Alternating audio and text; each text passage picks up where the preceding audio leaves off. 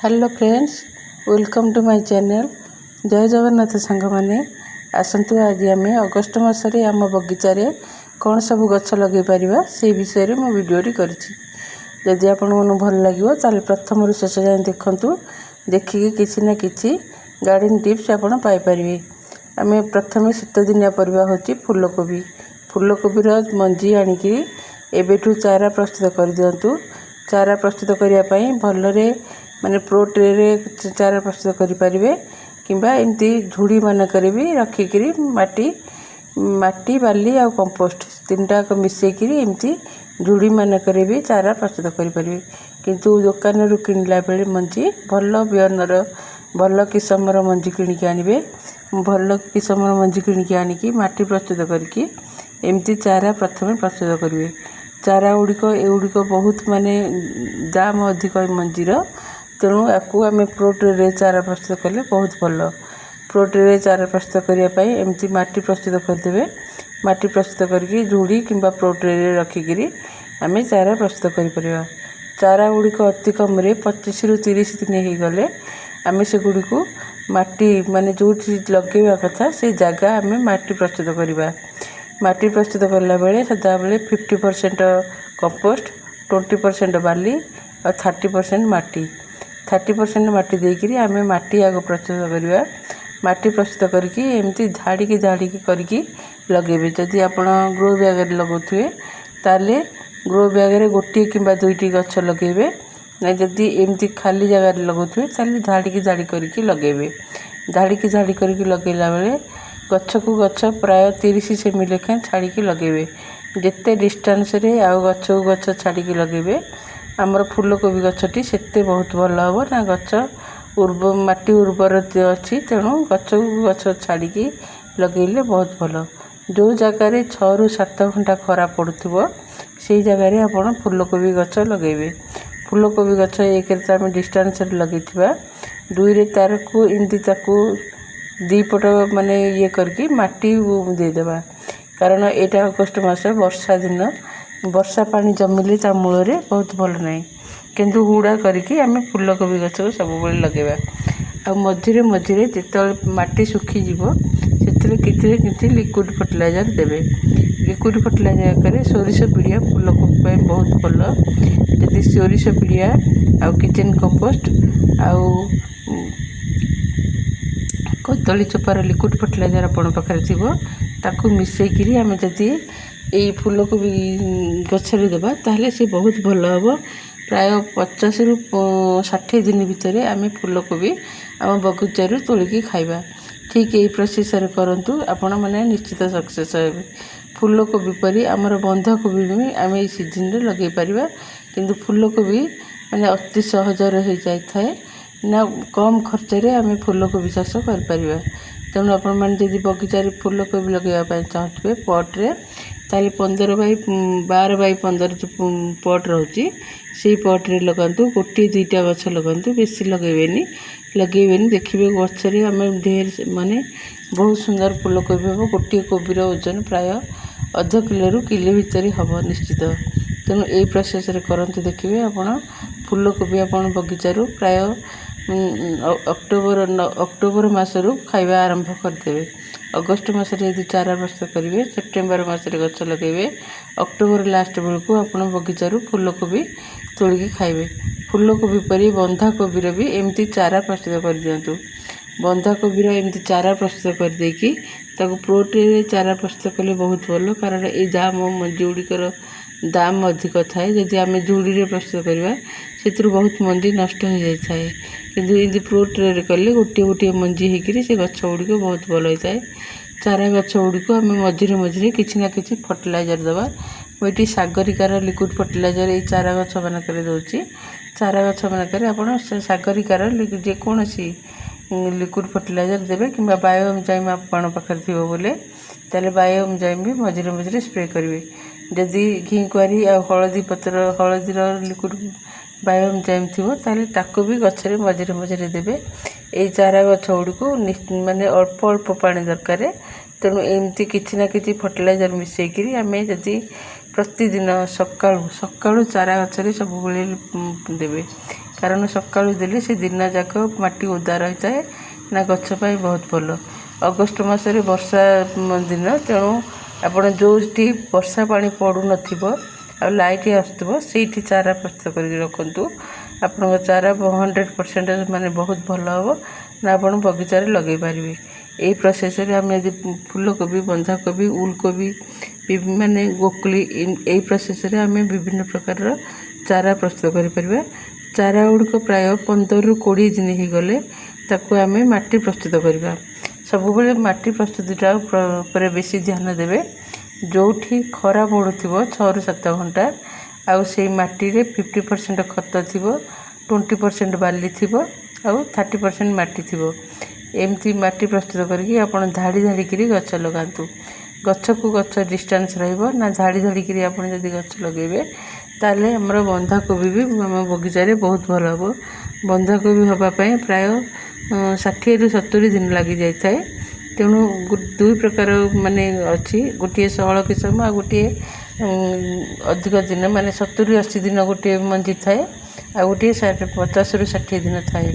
आपण जदि 16 किसम आनिबे ताले शीघ्र बंधाकोबी काटी खाई परिबे। आम बगीचारू फूलकोबी बंधाकोबी ये अगस्ट मासरे तली पकातु। तली पकईकि आप लगातु देखिए बहुत भल हम। आ गोटे फसल है आम अगस्ट मासरे मूला। मूला गछ माने पूरा 40 ରୁ 45 दिन भितर आपण मूला उपुड़े खाइबे। तेणु मूला सेमती एमती माटी प्रस्तुत करदे। माटी प्रस्तुत करके फूलकोबी बंधाकोबी परी धाड़ी धाड़ी करी गछ लगेबे। हुड़ा टेकिकी मूला मंजी पकातु वर्षा दिन। तेणु हुड़ा टेकिकी लगेले बहुत भल। जदि माने ग्रो बैग लगाते जो ड्रेनेज सिस्टम थी से सिस्टम सेमती करेंगे। मूला परी एवं टमाटो यही सीजन में आप टमाटो गछ भी लगे पारे। चारा प्रस्तुत कर दिंतु अगस्ट मासरे। अगस्ट मासरे चारा प्रस्तुत करदे 20 ରୁ 25 दिन पर एमती चारा गुड़िक लगेदेवे। चारा गुड़िक लगेदेले लगेवाई आम प्रायतः माने सेमती माटी प्रस्तुत करेंगे। प्रत्येक गछपाई माटी गोटे प्रकार 50% खत 20% बाली आ 30% माटी मिसेकी एमती माटी प्रस्तुत करंतु ना गछ गुड़िक हुड़ा करके लगंतु। जेमती पानी जमीबनी ता मूल सेमती हुड़ा करके लगातु। हुड़ा करके लगेबे। मझिरे मझिरे सागरिकार लिक्विड फर्टिलाइजर देवे किंबा जेकोसी बायोएंजाइम प्रस्तुत करथिबे तार लिक्विड फर्टिलाइजर देवे किंबा परिवा चोपारा दी लिक्विड फर्टिलाइजर प्रस्तुत करथिबे ताकू देवे किंबा सोरिष पीड़िया भी लिक्विड फर्टिलाइजर करके दे पारिबे। मु प्रायतः गछ 10 ରୁ 15 दिन लगेला पर सागरिकार लिक्विड फर्टिलाइजर टी देखाए। कारण सागरिका लिक्विड फर्टिलाइजर सबु प्रकार थाए। नाइट्रोजन थाए फॉस्फोरस थाए कैल्शियम थाए सबु प्रकार माने गछ पाई जहाँ जहाँ दरकार सागरिका लिक्विड फर्टिलाइजर थाए। तेणु मु सागरिका लिक्विड फर्टिलाइजर को बेसी माने पसंद करे ना दे गछरे। आ मझिरे मझिरे एमती यदि आपण पाखरे एलोवेरा लिक्विड फर्टिलाइजर थिबो ताले से एलोवेरा लिक्विड फर्टिलाइजर को भी पानी में मिसई देबे। लिक्विड फर्टिलाइजर हो बा बायोएंजाइम हो ताको पानी में मिसई देकी एमदी गछ मानकरे स्प्रे कर देबे। ता द्वारा गछ मानकरे बेसी फंगस लाग न थाए ना गछ बहुत भल बढ़ी थाए। यदि हलदी आ एलोवेरा थिबो तार लिक्विड फर्टिलाइजर भी आपण मझिरे मझिरे स्प्रे कर देबे। यही टमाटो गछ को माने एसिडिटी माटी पसंद। तेणु मझिरे मझिरे आपण पाखरे यदि कमला चोपार लिक्विड फर्टिलाइजर थिबो किंबा बायोएंजाइम थिबो ताले ताकू भी मझिरे मझिरे स्प्रे करेंगे। गछ प्राय माने गछ लगेबार मासक पर ताकू हुड़ा टेकी देबे। सी माने टमाटो गोटे लता जातीय गछ तेणु ताकू जहाँ गोटे बांधीवाई माने जेकोसी हेल्ले बाड़ी रे बांधी देबे। बांधी देले से गछ गुड़िक सीधा सीधा जीव ना फल गुड़िक आ गछ गुड़िक भांगिकी पड़ोनी। फल गुड़िक बहुत सुंदर हम। तेणु ताकू माने लता जातीय गछ भी टमाटो गछ ताकू जेकोसी रस्सी द्वारा हो किंबा आमर बाउंश द्वारा हो जो थे बांधी देवे। बांधी देले देखिए गछरे माने फल बहुत आसो। प्रायतः गोटे गोटे गछरे आमर 10 ରୁ 20 किलो टमाटो तोली खाइबे। जदि यही प्रोसेस करेंगे ताले गोटे गोटे गछरे 10 ରୁ 20 किलो टमाटो खाइबे। यदि छोट परिवार रही 5 ରୁ 6ଟି गछ लगे ताले से यथेष्ट। टमाटो गछ सदा बेले अल्प अल्प लगेबे। माने एबे अगस्ट मासरे तली पकेबे पुणी सेप्टेम्बर मासरे तली पकेबे। ଅକ୍ଟୋବର, ନଭେମ୍ବର, ଡିସେମ୍ବର ଏମିତି ଜାନୁଆରୀ ମାସ ଯାଏଁ ଆପଣ ଟମାଟୋ ଲଗାଇ ପାରିବେ। ବିଭିନ୍ନ କିସମର ଟମାଟୋ ଅଛି। ଚେରି ଟମାଟୋ ଲଗାଇ ପାରିବେ, ଆଉ ବଡ଼ ସାଇଜ୍ ଟମାଟୋ ଲଗାଇ ପାରିବେ। ଯେକୌଣସି ସାଇଜ୍ ଟମାଟୋ ଆପଣ ଦୋକାନରୁ ଭଲ ଚାରା କିଣିକି ଆଣିକି, ଭଲ ମଞ୍ଜି କିଣିକି ଆଣିକି ଚାରା ପ୍ରସ୍ତୁତ କରିକି ଯଦି ଲଗାଇବେ, ତାହେଲେ ଅଳ୍ପ ଗଛରେ 6-7ଟା ଗଛରୁ ଆପଣ ଢେର ସାରା ଟମାଟୋ ଖାଇବେ। ବିଭିନ୍ନ ପ୍ରକାର ଟମାଟୋର କିସମ ଥାଏ। ବିଭିନ୍ନ ପ୍ରକାର ଟମାଟୋକୁ ବି ଆପଣ ବଗିଚାରେ ଲଗାଇ ପାରିବେ ନା ଖାଇପାରିବେ। ଆଉ ଟମାଟୋ ପରି ଆପଣ କଞ୍ଚା ଲଙ୍କା, ବାଇଗଣରେ ବି ଏଇ ସିଜିନରେ ମଞ୍ଜି ଚାରା ପ୍ରସ୍ତୁତ କରିଦିଅନ୍ତୁ। ଚାରା ପ୍ରସ୍ତୁତ କରିକି ଆପଣ ଲଗାଇ ପାରିବେ। ଏଇ କଞ୍ଚା ଲଙ୍କାର ଯଦି ଚାରା ପ୍ରସ୍ତୁତ କରିବାକୁ ଚାହୁଁଥିବେ, ସେମିତି ମାଟି ପ୍ରସ୍ତୁତ କରିବେ। ମାଟି ପ୍ରସ୍ତୁତ କରିକି ଆପଣ ଚାରା ପ୍ରସ୍ତୁତ କରିବେ। ଆଉ ବିନ୍ସ ଗଛ ବି ଏଇ ଅଗଷ୍ଟ ସେପ୍ଟେମ୍ବର ମାସରେ ବିନ୍ସ ଲଗାଇ ଦିଅନ୍ତୁ। ସେଠି ମାନେ 40ରୁ 45 ଦିନ ଭିତରେ ଆପଣ ବିନ୍ସ ତୋଳିକି ଖାଇବେ। ବିନ୍ସ ଗଛ ଲଗାଇବାକୁ ହେଲେ ସେମିତି ମାଟି ପ୍ରସ୍ତୁତ କରିଦେବେ। ମାଟି ପ୍ରସ୍ତୁତ କରିକି ଗଛକୁ ଗଛ ଛାଡ଼ିକିରି 20 ସେମି 30 ସେମି ଲେଖାଏଁ ଛାଡ଼ିକିରି ଗଛକୁ ଗଛ ଲଗାଇବେ। ନା ମଝିରେ ତାକୁ ମୂଳକୁ ମାଟି ଦେଇକିରି ଯେମିତି ଡ୍ରେନେଜ୍ ସିଷ୍ଟମ୍ ଠିକ୍ରେ ରଖିଥିବେ, ଯେମିତି ମାନେ ଗଛ ମୂଳରେ ପାଣି ଜମିକି ରହିବନି, ସେମିତି ରଖିକି ମଝିରେ ତାକୁ ଲିକ୍ୱିଡ଼ ଫର୍ଟିଲାଇଜର୍ ଦେଉଥିବେ। ସୋରିଷ ପିଡ଼ିଆର ଲିକ୍ୱିଡ଼ ଫର୍ଟିଲାଇଜର୍ ହେଉ, କିମ୍ବା ସାଗରିକାର ଲିକ୍ୱିଡ଼ ଫର୍ଟିଲାଇଜର୍ ହେଉ, କିମ୍ବା ପରିବା ଚୋପାର ଲିକ୍ୱିଡ଼ ଫର୍ଟିଲାଇଜର୍ ହେଉ, ଯେଉଁ ଲିକ୍ୱିଡ଼ ଫର୍ଟିଲାଇଜର୍ ହେଉ ମଝିରେ ଦେଉଥିବେ। ନା ଶୁଖିଲା ଖତ ଯଦି ଆପଣଙ୍କ ପାଖରେ ଥିବ, ତାହେଲେ ଶୁଖିଲା ଖତ ମୁଠେ ବି ଦେଉଥିବେ। ତାଦ୍ୱାରା ଗଛରେ ଆମର ଅଧିକ ଫୁଲ ଫଳ ଆସିବ। ବିନ୍ସ ଗଛରେ ଅଧିକ ଫୁଲ ଫଳ ଆସିବା ପାଇଁ, ଫୁଲ ଫଳ ଆସିବା ଟାଇମ୍ରେ ଆମର ଫସ୍ଫରସ୍ ଆଉ ପଟାସ ଜାତୀୟ ସାର ଦେବେ, ଯେଉଁଟାକି ପିଆଜ ଚୋପା, ଚା ପତି ଆଉ କଦଳୀ ଚୋପା ଏଇସବୁର ଲିକ୍ୱିଡ଼ ଫର୍ଟିଲାଇଜର୍ କରିକି ରଖିଥିବେ। ତାକୁ ଆମେ ଦେବା। ଆମେ ଅର୍ଗାନିକ୍ରେ କରୁଛେ। ଯେଉଁମାନେ ରାସାୟନିକ ସାର ଦେଉଛନ୍ତି ସେମାନଙ୍କ କଥା ଅଲଗା। ଅର୍ଗାନିକ୍ରେ ଯେଉଁମାନେ କରୁଥିବେ, ସେମାନେ କଦଳୀ ଚୋପା, ଚା ପତି ଆଉ ପିଆଜ ଚୋପା ଏସବୁର ଯେଉଁ ଲିକ୍ୱିଡ଼ ଫର୍ଟିଲାଇଜର୍ କରିଥିବେ, ତାକୁ ଦେଲେ ଆମର ଢେର ସାରା ବିନ୍ସ ହେବ। ନା ବିନ୍ସ ଆପଣ ଯଦି 15ରୁ 20ଟି ଗଛ ଲଗାଇବେ, ତାହେଲେ ଗୋଟିଏ ପରିବାର ପାଇଁ ଯଥେଷ୍ଟ। ବିନ୍ସ ଗଛ ଲଗାଇଲା ପରେ ଆମେ ଲଙ୍କା ଗଛ, ମୁଁ କହିଥିଲି ଲଙ୍କା ଗଛରେ ବି ସେମିତି ଲଙ୍କା, ବାଇଗଣର ତଳି ପକାଇ ଦିଅନ୍ତୁ। ଅଗଷ୍ଟ ମାସରେ ତଳି ପକାଇଲେ ଆମେ ସେପ୍ଟେମ୍ବର ମାସରେ ଗଛ ଲଗାଇବା। ବାଇଗଣ ଗଛ ପ୍ରାୟ 45ରୁ 50 ଦିନ ଭିତରେ ଯଦି ଆପଣ ଠିକ୍ରେ ତଳି ପକାଇକି ଲଗାଇବେ, ତାହେଲେ ଲଙ୍କା ଆଉ ବାଇଗଣ 45ରୁ 50 ଦିନ ଭିତରେ ଆପଣ ତୋଳିକି ଖାଇବେ। ତାକୁ ମଝିରେ ଟିକେ ଏମିତି ଖୁସି ଦେବେ।